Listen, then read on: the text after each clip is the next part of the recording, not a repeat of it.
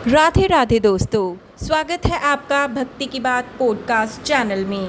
मैं हूँ हिना और आज हम बात करेंगे एक ऐसे विषय पर जो हर गर्भवती महिला के दिल के बहुत करीब है कि प्रेगनेंसी में भक्ति पाठ पूजा कैसे करें और इससे गर्भ में पल रहे बच्चे पर क्या क्या असर पड़ता है। तो आइए जानते हैं।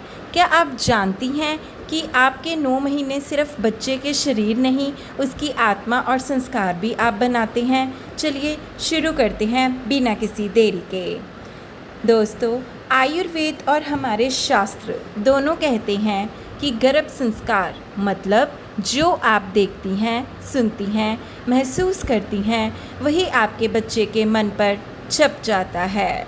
तो दोस्तों, इस समय पर भक्ति करने के सबसे ज़्यादा पॉजिटिव इफ़ेक्ट आपको मिलते हैं। सबसे पहला, बच्चे पर बहुत अच्छा असर पड़ता है। जब आप भजन सुनती हैं, मंत्र जाप करती हैं, तो बच्चे को बहुत शांति मिलती है। रिसर्च भी कहती है शांत माँ का बच्चा हेल्दी और इंटेलिजेंट होता है। माँ पर क्या असर पड़ता है दोस्तों भक्ति का? प्रेगनेंसी में टेंशन, डर, मूड स्विंग्स आते रहते हैं। भक्ति से मन शांत हो सकता है। ब्लड प्रेशर आपका कंट्रोल में रहना शुरू हो जाता है और इससे आपके घर पर भी बहुत पॉजिटिव इफ़ेक्ट पड़ता है। घर में पॉजिटिव एनर्जी आती है। कहा जाता है जिस घर में भक्ति होती है वहाँ दिव्य आत्माएं जन्म लेती हैं। अगर देखा जाए तो आप जो जपेंगी वही आपका बच्चा वैसा ही बनेगा। तो दोस्तों, अब मैं आपको बताऊंगी कि आप अपने ट्राइमेस्टर्स के अकॉर्डिंग कैसे कैसे भक्ति अपना सकते हैं। दोस्तों, फर्स्ट ट्राइमेस्टर यानी कि पहले से तीसरा महीना, स्थापना का समय। इस समय आपको बहुत थकान होती है। ज़्यादा पाठ पूजा मत करो। सुबह 10 मिनट के लिए ओम नमो नारायणे या फिर आप गायत्री मंत्र सुनें। भगवान कृष्ण के बाल रूप की फ़ोटो अपने कमरे में लगाएं, उसे बार बार देखें, क्योंकि बच्चे के शरीर और मन की नींव अभी बन रही है फर्स्ट ट्राइमेस्टर में। तो इससे आपका बच्चा हेल्दी होगा। चौथा और छठा महीना यानी कि सेकंड ट्राइमेस्टर, संस्कार का समय। इस समय आपने अपने बच्चे में संस्कार डालने शुरू करने हैं। अब आपका बच्चा पूरी तरह से सुन सकता है। रोज़ 15 मिनट के लिए आप भजन सुने, जो भी आपका दिल करे। राम धुन सुने, हनुमान चालीसा, कुछ भी आप सुने।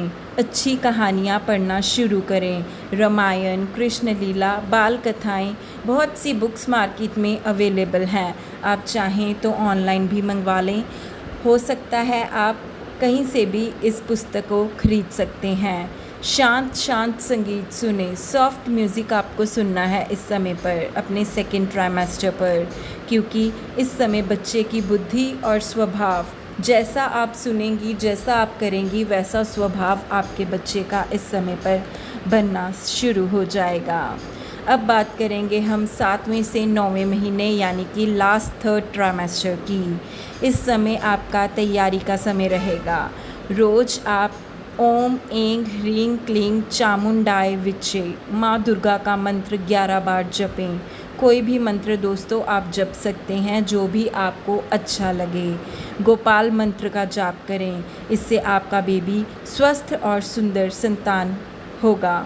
डिलीवरी से पहले संतान गोपाल स्तोत्र का पाठ अवश्य अवश्य अवश्य करें, क्योंकि माँ और बच्चे दोनों को शक्ति और सुरक्षा इस पाठ से मिलती है दोस्तों।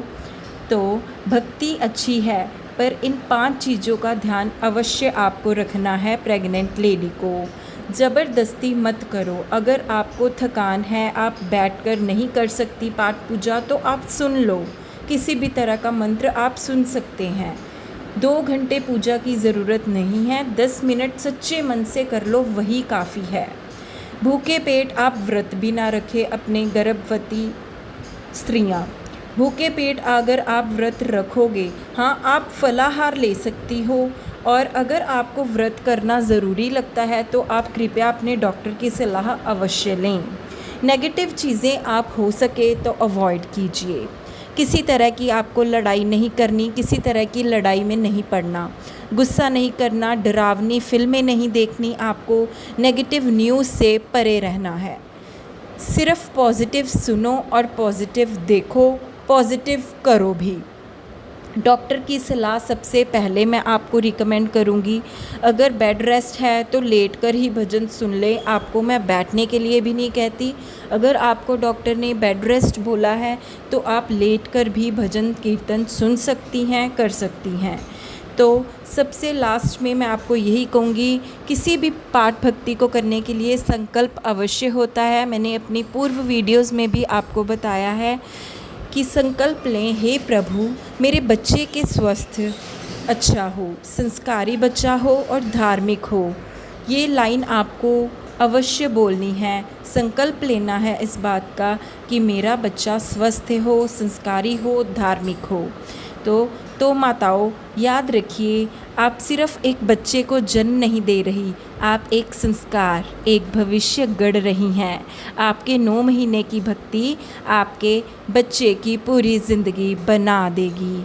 अगर आपको ये जानकारी अच्छी लगी तो इस वीडियो को लाइक अवश्य करें और वीडियो को ज़्यादा से ज़्यादा शेयर भी करें और मेरे चैनल को सब्सक्राइब करना मत भूलें और कमेंट में बताएं कि आपको ये वीडियो कैसी लगी और आप अपनी प्रेगनेंसी में कौन सा भजन सबसे ज़्यादा सुनती हैं। धन्यवाद दोस्तों, तब तक के लिए राधे राधे, जय श्री कृष्ण।